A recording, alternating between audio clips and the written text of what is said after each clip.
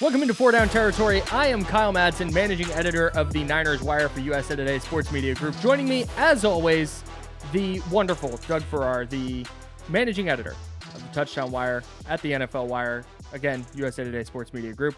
Doug, the preseason's over. Yes. The NFL, the regular season, it's not here, but it's very close. It's right there. It's just in our reach. I know. It's so close. And I can't wait to talk regular season football with you. But before we do that, we have to take a dive into some of the stuff that happened kind of over the offseason and something that threw a wrench into my life the night of the 49ers preseason finale. Just 3 hours before the 49ers were due to kick off against the Los Angeles Chargers to finish up their preseason, they traded Trey Lance to the Dallas Cowboys in exchange for a 4th-round pick. So from your perspective, I'm super interested to get this as somebody that's not in the Bay Area and not, in the 49ers universe. Is there anything that you think the Niners could have done differently with this? And then on the other side, what's the best path to success for Trey Lance at now his second NFL home? Yeah, the first thing you say, I'm not surprised by it at all. I've been saying all along they're going to trade. I thought they would trade him in season, like before the deadline. I didn't think it'd be this quick. Especially since he started to sort of look better as the preseason went along. As far as how the 49ers handled it, I think it came down to what Shanahan wants in a quarterback. We discussed this last week and what he's willing to put up with. And as we have discussed before, and please feel free to disagree if you do, because you're there, Shanahan prefers a quarterback who will open his head, let all the coaching genius get poured in, and execute the offense exactly the way it's supposed to be executed. Well, that's a lot of quick drops. It's a lot of get the ball out. Lance is I'll put this kindly, deliberate in the pocket. We've seen that. Mm-hmm. He needs to speed up his clock. It was a problem in college. It's a problem now. We'll see. But it's not Lance's fault that he hasn't been a full-time starter at any level of football since 2019. It's not his fault that, as general manager John Lynch recently said, they really didn't draw up an offense this preseason that played to Lance's strengths. They were putting this offense together for Brock Purdy and Sam Darnold. So they knew it was probably over. Lance is better off in a system where the development can take time. He's free from the pressure of being a third overall pick, and all the stuff they traded for him, that's gone. He's in Dallas. Dak is the absolute starter, and, cap-wise, we'll see what happens in 2024. But he comes into a no-pressure situation, and the 49ers view themselves as legitimate Super Bowl contenders because they are, and they apparently didn't want the blurry lines of Lance on the bench the first time Purdy or Darnold has a bad game. Then all of a sudden, you know how this goes. You work, you work with us, and you work in radio, so you get to see all sides of that particular insanity. And this was one of those situations where it wasn't anybody's fault. It just didn't work out for anybody but the Dolphins, who turned the picks they got in the Lance trade into Tyreek Hill, Jalen Waddle, and Bradley Chubb. Yeah. As far as the best path for Trey Lance, avoid Mike McCarthy at all costs. Just no eye contact. Lance goes from the most dominant offensive play caller in his era in Kyle Shanahan to McCarthy, an offensive coordinator, Brian Schottenheimer. I know Shotty a bit. Nice guy. Not really an expansive play designer per se. No matter how you slice it, that's a serious downgrade. Maybe Dak Prescott can call the plays for him as Dak did for Will Grier, who we'll be talking about more in a minute. The coach bashing aside, I think Lance just needs a new home, which he has, with a long runway. I don't want to say this is like Josh Rosen over. I don't want to call him a bust because we don't know. Mm-hmm. Yeah, I'm with you. I think the first part of that question, what the 49ers could have done differently, they could have made Trey Lance the backup quarterback instead of Sam Darnold and just avoided this whole mess. But they're still touting, like, this is what I can't wrap my head around. So they were willing to bet on him as the starter in 2022. They expected to be in Super Bowl contention last year as well. They were willing to make him the starter in 2022 and work through the growing pains. Mm-hmm. He got one start in Chicago and then got hurt on the first drive against Seattle. Yep. They said he needed to play games. He needed those game reps. And now they're not even willing to bet on him as their backup in 2023. That doesn't make a lot of sense to me. I don't get why. And they're talking about they still believe in his upside. They still think he's going to become a great player. John Lynch is talking about he made leaps and bounds in an offense that was designed for Brock Purdy this year. That if that, so either they're lying, which, okay, sure, maybe they're lying. But if they're telling the truth, then I don't understand why they wouldn't make him the backup quarterback and why they were so eager to trade him. They were even eager to trade him this offseason. Yeah. Like they had talks with the Vikings at the combine. So I think there's a lot of things the Niners could have done differently. If it was me, I would have just started him in 2021 and let it rip from there. If you're going to push your chips in, just do it all the way. On the other hand, it's kind of tough to argue from the 49ers perspective because they've been to 2 NFC title games since they drafted him. Yep. So it's a huge disaster for sure. If the Niners never win a Super Bowl under John Lynch and Kyle Shanahan, this move will be a huge reason why, because of all the capital that they gave up. And then it'll be intimidating in the failure narrative. Yeah, 1,000%. So if they go win a Super Bowl with Brock Purdy this year, though, everything's forgiven. It goes down as a swing and a miss, but not the end of an era. And I think they'll be judged accordingly once their tenure in San Francisco is over. As for Trey Lance, I don't think Dallas is a great spot for him. No. They have Dak Prescott. They have Cooper Rush, and I know Cooper Rush is not anything to write home about, but he won games for them last year. He's been entrenched as their backup. He is exactly what you want your backup quarterback to be, where if he needs to spot start for 3 games, your offense is going to take a step back, but you can still win a game with him at quarterback. So I think the Niners sent Trey Lance to a place where he's going to be QB3 again. Yeah. And that's good. The Niners took the best offer. They have to do what's best for the team, but they're out here talking about how Lance wanted to go somewhere where he was going to be the backup, but they wanted to give him a good opportunity. I just don't think Dallas is going to be a good opportunity for him whatsoever. So for Lance, it's hope Mike McCarthy gets fired and maybe work your way into that backup role. And maybe if Dak's unavailable, you get to play, but I don't see a path forward for him in Dallas at all. Well, the reason I don't have a lot of faith in Mike McCarthy, I've been writing about the limitations of McCarthy's passing game since 2014 when I was at Sports Illustrated. So it's been almost a decade. And he hasn't called plays since, I think, 2018. Right. The Matt Flynn 6 touchdown game, actually Aaron Rodgers called the plays because it was a meaningless game against the Lions, and apparently Flynn audible out of like all of them. So it was kind of anarchy. I think overall, what Lynch said about Lance was in a system that wasn't really designed for him at all. Mm-hmm. I go back to something I've heard a lot. Coaches can say all they want about what they think of their players. It's how their players are deployed mm-hmm. and what they're given that tells you mm-hmm. what they really think of them. And I think coming into even this preseason, I think they were like, you know what? We took a swing. This is not working. I don't know why, but it clearly from the 49ers perspective, the Trey Lance thing was over. It was not working for whatever reasons. And I've gone into what I think those reasons are ad nauseum, so I won't do it again because I just did it. I think that's where it was.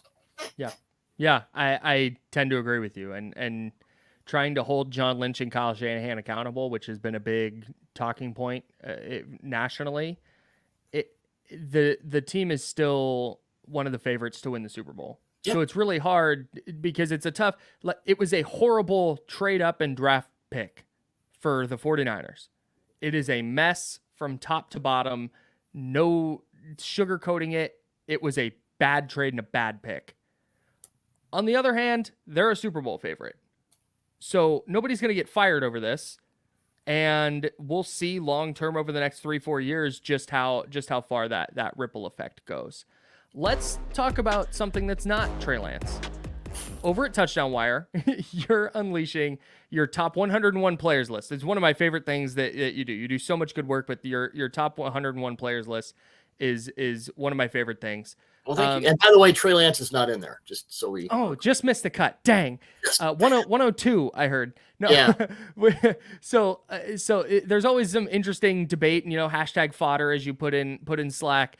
Let's take quarterbacks out of the equation. Okay. We're removing all the quarterbacks from the league. We talked enough about quarterbacks. Jeez. So much quarterback talk. Who in your mind is the best non-quarterback on offense in the NFL right now? Well, spoiler alert, I have the first of 4 of the lists up now. It's 101 through 76. I will tell you that the best non-quarterback offensive player on the list, which you'll see on Thursday, is Vikings receiver Justin Jefferson. And it really wasn't all that close. Remember when Jefferson came out of LSU in 2020 and a lot of analysts had him pegged as a slot receiver only? Yep. Oops. By the way, Mark Schofield, who was with us in our Reds for SB Nation, wrote an article stating exactly the opposite. Actually, he's a dominant outside receiver. Points for Mark, who we all know is awesome. Jefferson's combination of route correctness, speed off the snap, and physical geometry, by that I mean how he uses his body to create short area openings, is unparalleled in the league among receivers. And it makes him the NFL's toughest receiver to cover on a consistent basis. When you add in the contested catch acumen, I don't know how you cover this guy. Yeah. I mean, there was one kind of play I saw that was uncoverable last year where he would run a straight vertical route. The cornerback had to commit to the vert, and then Jefferson would run that in cut at 15 yards, over, go home, take your guys off the field, because Jefferson has the rare ability to cut at the same speed at which he runs. Go in your backyard and try and do that. And no thanks. I'm not responsible for your hospitalization. And those poor cornerbacks are just left eating his dust. And that's why I think he's the most dominant offensive non-quarterback in the NFL. And like I said, it's pretty much him on a list of one. I said before that draft that I thought Justin Jefferson was the best receiver in a very good receiver class. And he has now elevated to maybe the best receiver in the NFL. Yeah. There's the way I liken his route running to, I'm going to go cross sport here, to when Kyrie Irving dribbles. It's like, it looks a little bit different than anybody else doing it. And that's when Justin Jefferson is running his routes. It looks like he's making it up as he goes. And that's just got to be so difficult for corners to defend. And then all the stuff that you just laid out, I would tend to agree with you. That's another good point. He's very good at disguising his tells. He doesn't give the cornerback a lot of information. That's important. Yeah, he is excellent, and I don't disagree with you. Justin Jefferson is the best non-quarterback offensive player in the NFL. But for the sake of the bit here, I'll pick somebody else, knowing that it's not necessarily the right answer. So your guy's pretty good. Honorable mention to 49ers left tackle Trent Williams, who maybe a couple years ago I might have been more inclined to put him up here, but he's aging out a little bit. But I'm going to go with Travis Kelce. Yeah. And again, that's no disrespect to any of the other really great offensive players, but there's this air of inevitability with Kelce at this point. So since 2014, he's never had fewer than 67 catches in a season. Yep. He's had fewer than 5 touchdown catches once since 2014. And over the last 7 years, he's gone over 1,000 receiving yards in every single one of them. He's averaging 103 catches, 1,318 yards, and 9 touchdowns per 17 games. It's not just how dominant he is, it's how dominant he's been for a decade. And you just know, you're going into a game against Travis Kelce, he's going to have 7 catches and 100 yards and probably a touchdown, and he can pencil it in. He's impossible to cover. Defenses have to change how they defend the Chiefs because of Travis Kelce.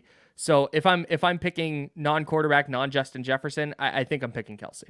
The thing about Kelce that's become interesting the last few years, he's not as vertically explosive as he used to be, but that happens. I got to watch tape with him a couple of years ago, and he talked about what the Chiefs call it the Butch technique, where the edge rusher will actually go out of his edge responsibility to just beat Kelce up at the line of scrimmage. And if you watch the Super Bowl that the Chiefs lost to the Buccaneers, every time Kelce came out of his route, it was Levante David's responsibility to just go total Joe Frazier on him the whole time. So not only is he doing all this stuff where maybe he's not as fast and, the escapability maybe isn't what it was, but he's getting beaten up on every play. They will assign a guy to just beat him up the line of scrimmage, because what else are you going to do? The thing that stands out to me about Kelce, and when Dalton Kincaid came out in this draft, went to the Bills, I kind of saw the same thing. Kelce will destroy zone coverage better than any tight end I've ever seen. He will just know exactly inherently, okay, you're running 3 buzz, you're running 3 under, you're running 3 match, whatever it is. He'll read what kind of zone you're running and just know the void is here. The void is here. I'm just going to run up. I'm going to sit here and let Patrick Mahomes throw me the ball. And that works out pretty well. It's easy. It's easy. And in that game against Tampa Bay that you mentioned, where Kansas City lost 31-9, 15 targets, 10 catches, 133 yards for Travis Kelce. He's still got it. I mean, you can assign your whole offense to him, which they kind of did, or the whole defense to him, which they kind of did, and he'll still get his 10 for 130 and whatever. That's who he is. All right, so and to take that to its logical extreme here, who's the best defensive player in the NFL today? Kyle, the Chiefs have a problem. I was going to say non-quarterback, but the best. I think Josh Allen could be a pretty good linebacker. Patrick Mahomes, definitely. Trey Lance, can he play some safety? Yeah, could be. Maybe they should have investigated that before they traded him. Anyway, Chiefs defensive lineman Chris Jones, who may be out for a while, he's not given the new contract he's happy with. Right now, 4-year, $80 million contract he's playing on. He's the 9th highest paid interior defensive lineman on a per year basis. There is not a planet on which that makes sense. The Chiefs are going to find it out the hard way if Jones is off the field and all of a sudden opposing blockers don't have to double or triple him. You see him triple teamed a lot. It's like him and Aaron Donald get that. And defensive coordinator Steve Spagnuolo may start a GoFundMe at that point. Jones has been a force multiplier in Spags' defenses for a while. 2022, though, he kicked it up to a different level. This is 90% of the time inside. 17 sacks, 17 quarterback hits, 63 quarterback hurries, and 35 stops. Nobody in the NFL who was throwing their weight at opposing blockers from the inside was better than Jones last year. And all I can say is get the man his money, because that dude is, I mean, when I ranked my defensive tackles, my interior defensive linemen, the one thing I knew was he's number one. That's it. I mean, yes, Aaron Donald, yes, Dexter Lawrence, who was my number 2, but Jones is just, he's raised his game to an entirely different level. And the Chiefs said, it's time. Yeah, he's been very good for a while now, but he's just elevated his game beyond. Well, when they beat the 49ers, he should have been the MVP. I totally agree. Completely. Totally agree. I mean, Mahomes threw, I think, 2 picks. And I know it was like when Eli won those 2 MVPs and Justin Tuck should have gotten both of them. Kind of the same deal. Yeah. Give the big guys some love is all I'm saying. I'm with you, man. I could go on to it. I have a whole thing about Chris Jones and him kicking rear end in that Super Bowl, but I will digress. So I hate that you get to answer all these first, because you kind of just take the right answer. So with all due respect, well, that's because you get to be the host, though. So Sure. Okay, that's fair. Yeah, I got to defer to you. So with all due respect to Aaron Donald, Nick Bosa, Myles Garrett, I'm gonna go with Cowboys linebacker Micah Parsons here. And I'm going to admit, I did not like Parsons in the draft as an off-ball linebacker at all. And I frankly didn't think that an NFL team was going to have the wherewithal to utilize his skill set there, but also as just a really dominant pass rusher. Yeah.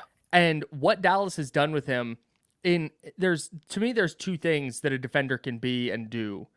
And that's dominate as a pass rusher or be really versatile. And Parsons is both of those things. Yep. And so, again, there might be better just pure edge rushers than him when you're talking Bosa or Garrett. But Bosa and Garrett can't do the off-ball stuff that Micah Parsons can.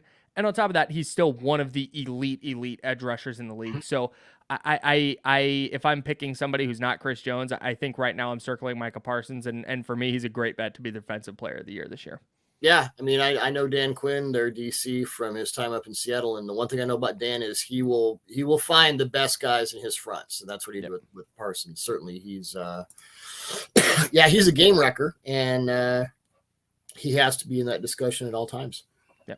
So by the time this video hits the internets, we'll know the names of a lot of players who unfortunately did not make final cuts and are not on 53-man rosters. But which players who were under the radar made the best arguments this preseason to stick around and stay with their preseason teams, or if they get cut, to get scooped up very quickly by another team? One guy on offense, one guy on defense. On offense, Jake Bobo, the undrafted rookie receiver from UCLA. I did a little bit of tape work on him out of college. I thought, okay, interesting. And then you don't get drafted. It was a big, receiver group. But he's become a folk hero up in my neck of the woods based on his preseason work with the Seahawks. The 12s might riot if he's cut. I mean, Bobo is now a thing up here. And he did make a strong case for himself with 7 catches on 9 targets for 125 yards and 2 touchdowns. Of specific interest to me, go back and watch this play. 28-yard catch he had against the Cowboys, because that was against the starters. And Bobo just disassembled cornerback Deron Bland, who was one of my best slot corners on that list, with this sick sort of double slant go in the sluggo before he went vertical. Seattle's target share for receivers will be pretty packed with DK Metcalf, Tyler Lockett, and Jackson Smith-Njigba when Smith-Njigba is healthy. But I also know that Pete Carroll loves guys who come out of nowhere and prove the doubters wrong. And I would be shocked if Bobo gets a one-way ticket out of the Emerald City.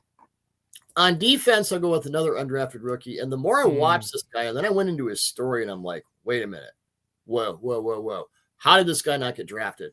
And it turned out, I later discovered that he played at about 220 in college. So he got a lot of weight before the combine, didn't run well. But Caleb Murphy from Farrar State, which is the other reason he went to Farrar State, he was a small school guy, but okay.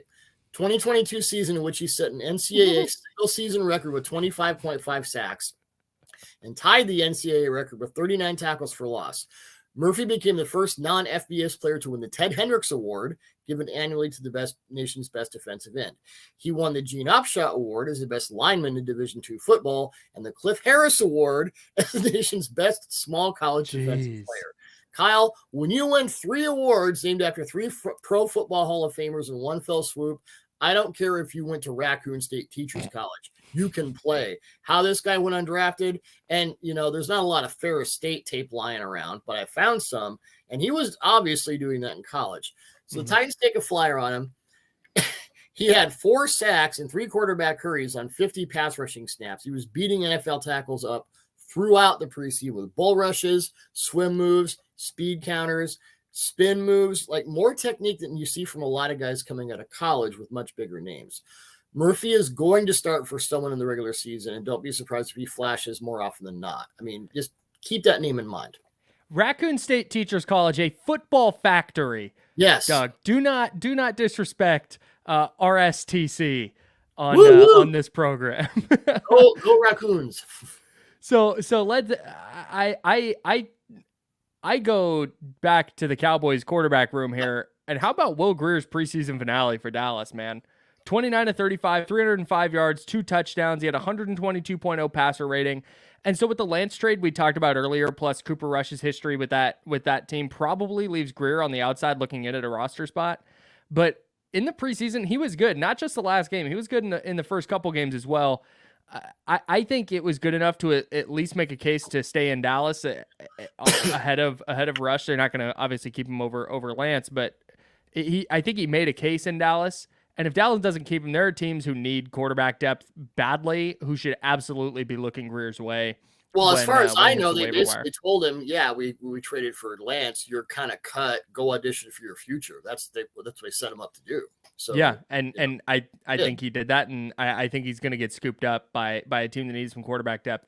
On the defensive side, I'm a big fan of defensive ends with traits, big, long arms, enough athleticism, and that's Colts defensive end Khalid Kareem, 6'4", 270. He's got plenty of length and enough athleticism, I think, to play real NFL snaps. Injuries have kind of derailed his career a little bit. He was a 5th-round pick of the Bengals in 2020. He played 16 games for them that year, but since then has not gotten to double-digit games in any of the 2 seasons since. So he's finally healthy, and in the preseason this year with the Colts, he goes 10 tackles. He had 3 sacks, 1 in each of their preseason games. And good motor, good size, good length. I don't know that he's going to be like a starting 6, 7, 8 sack type of defensive end, but I think he's a really good depth piece, especially for a team with a good defensive line just looking for some depth. I think Kareem could not only help Indianapolis, but I think he would help any team if he does get cut. So he's a player that I'm going to keep a pretty close eye on this year because I would love to see a bounce back from him.